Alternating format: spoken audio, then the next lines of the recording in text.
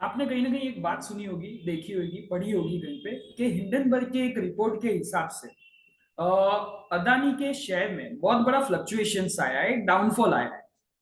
ये रिपोर्ट के अनुसार 85% फ्रॉड अडानी के ग्रुप में, अदानी और अदानी के ग्रुप में हुआ है। 85% of the share are overvalued और उनका ये एप्रिसिएशन, शेयर एप्रिसिएशन की वजह से अदानी ग्रुप जो है वो आज वर्ल्ड के थर्ड रिचेस्ट पर्सन बन चुके हैं।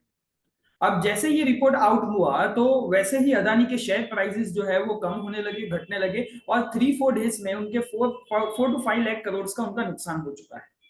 लेकिन साथ ही साथ आपको ये चीज समझनी चाहिए कि ये एक्चुअली में ब्लेम शायद अदानी पे है या हमारी इंडियन इकोनॉमी पे है। क्योंकि इंडियन इकोनॉमी में भी ये जैसे ही रिपोर्ट जनरेट होती है तो इंडियन इकोनॉमी में भी एक डाउनफॉल आया है, इंडियन मार्केट में भी, स्टॉक मार्केट में भी एक डाउनफॉल आया है।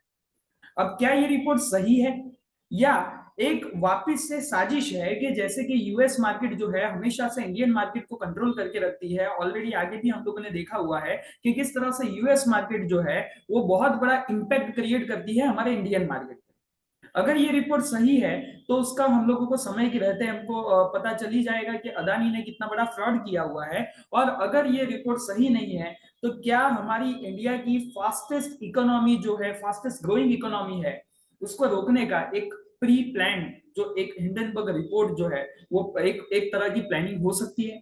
क्वेश्चन हमको पूछना चाहिए कि क्यों इस तरह से जो यूएस बेस्ड कंपनी है, हिंडनबर्ग कंपनी जो है वो एक यूएस बेस्ड कंपनी है, कि यूएस बेस्ड कंपनी एक रिसर्च जनरेट करता है और वो इंडियन मार्केट पे इतना बड़ा इंपैक्ट कैसे क्रिएट कर सकता है।